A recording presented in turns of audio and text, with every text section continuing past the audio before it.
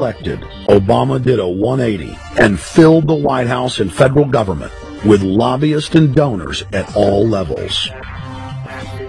Obama picked William Lynn, the top lobbyist for Raytheon, to fill the number 2 position at the Department of Defense.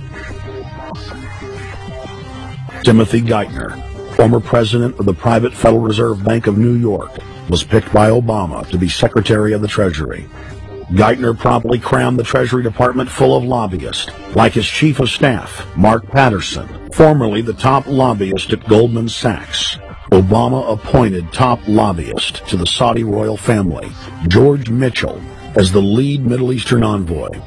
Obama appointed the king of Wall Street lobbyists, Leon Panetta, to head up the CIA. Obama tapped Tom Daschle, top lobbyist for healthcare firms, to run the Department of Health and Human Services, and the list goes on and on. Then, 3 weeks into his administration, Obama launched a new lie, more outrageous than the previous. With Academy Award-level conviction, he said that he was upset about the banker bailout, which his own Chief of Staff, Rahm Emanuel, another former Wall Street executive, had engineered.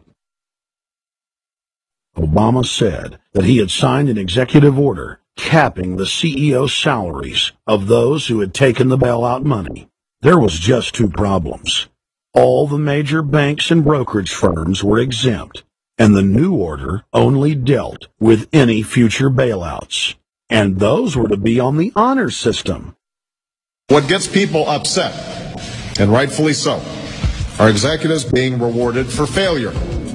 AIG, Bank of America, and Citigroup, which have received billions in bailout money, don't fall under this plan. Only banks negotiating future agreements with the government will be restricted. But this appears to be built on an honor system, and White House Press Secretary Robert Gibbs had a hard time explaining how enforcement would work. Well, let me get, I will get clarification from Treasury on that. Generally speaking, this is already the biggest liar and the biggest disappointment that we've seen in recent history. And again, qualitatively beyond the rather low standards set by Bush the Elder and Clinton in terms of delivering on promises.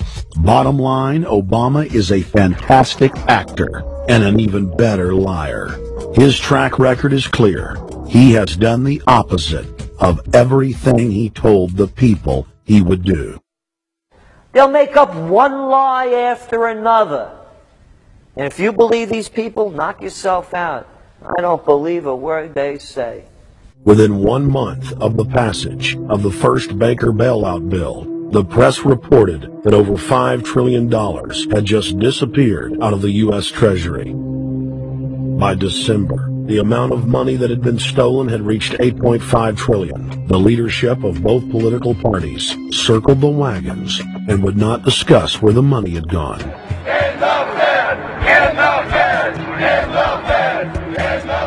Informed Americans protested the private Federal Reserve System at all 38 of their regional governorship offices. Arrest Bernanke and Paulson! Arrest all the criminals that stole the banker bailout money!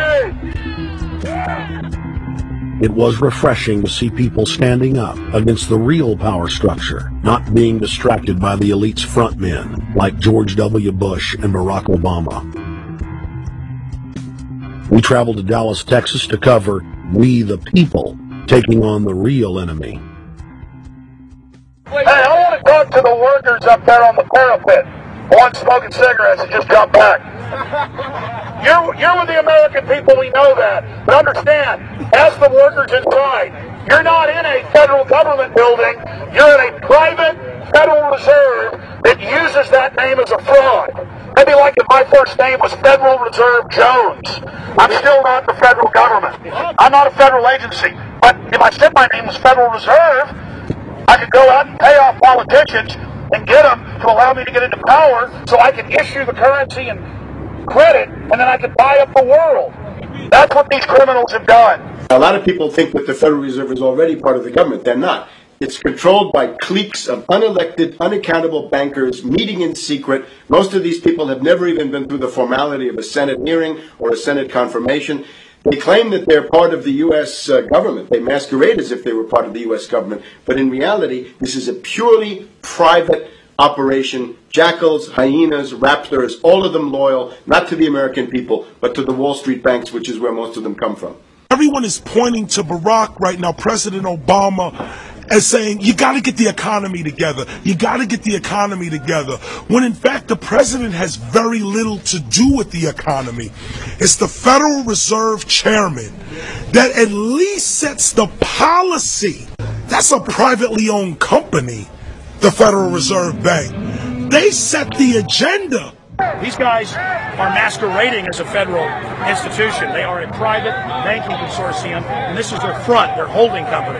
The Federal Reserve is not federal. It's a front for a private banking cartel. That's on record in congressional testimony, and they're the ones orchestrating the economic collapse we're seeing right now, so that's why we're here. While at the End the Fed rally outside the Federal Reserve Bank in Dallas, Texas, we spoke with Ron Paul's brother, Wayne Paul.